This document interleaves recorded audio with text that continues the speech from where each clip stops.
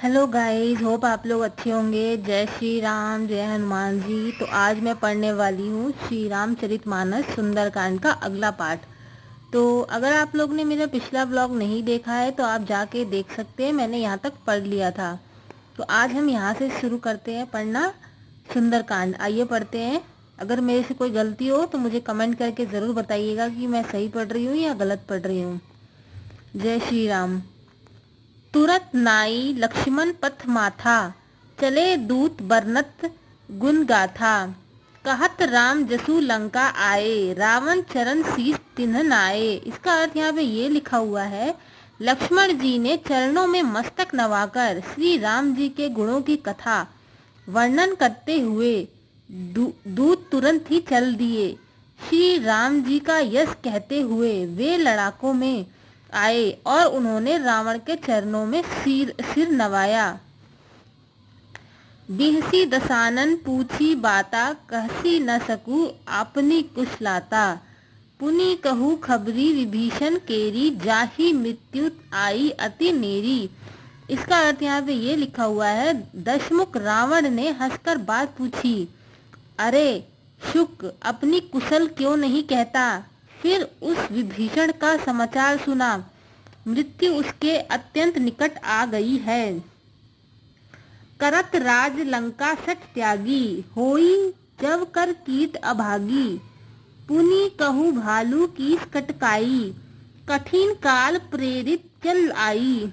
इसका अर्थ यहाँ पे ये लिखा हुआ है, मूर्ख ने राज्य करते हुए लड़कों को त्याग दिया। अभागा जब जौ का कीड़ा यानी घुन बनेगा, जाके सांप जैसे घुन भी पिस जाता है, वैसे ही नर वानरों के साथ वह भी मारा जाएगा।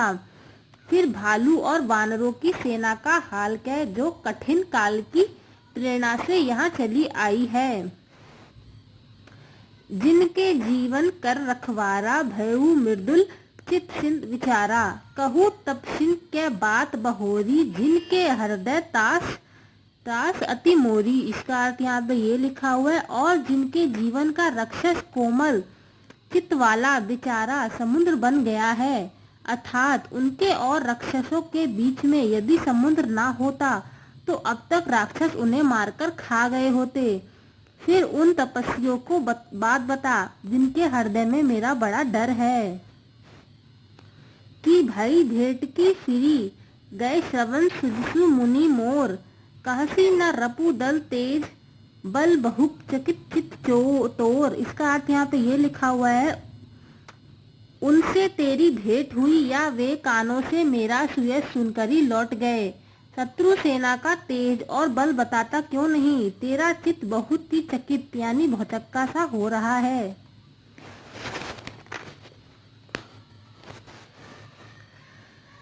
नाथ कृपा करी पूछेहु जैसे, मानहु कथा क्रोध तजी जैसे।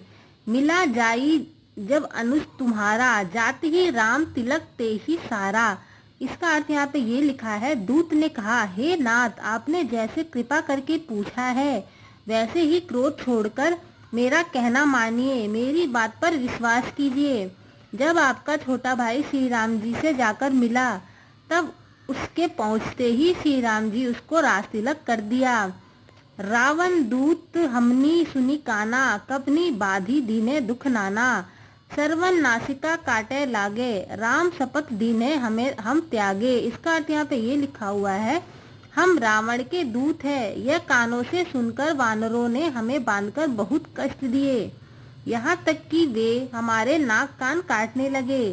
श्री राम जी का शपथ दिलाने पर कहीं उन्होंने हमको छोड़ा। तो इसके आगे से हम कल पढ़ेंगे। अगर मुझे यहाँ तक पढ़ने में गलती हुई है तो मुझे क्षमा कर दीजिएगा, और आप मुझे बता सकते हैं कि मैंने कहाँ गलती की है।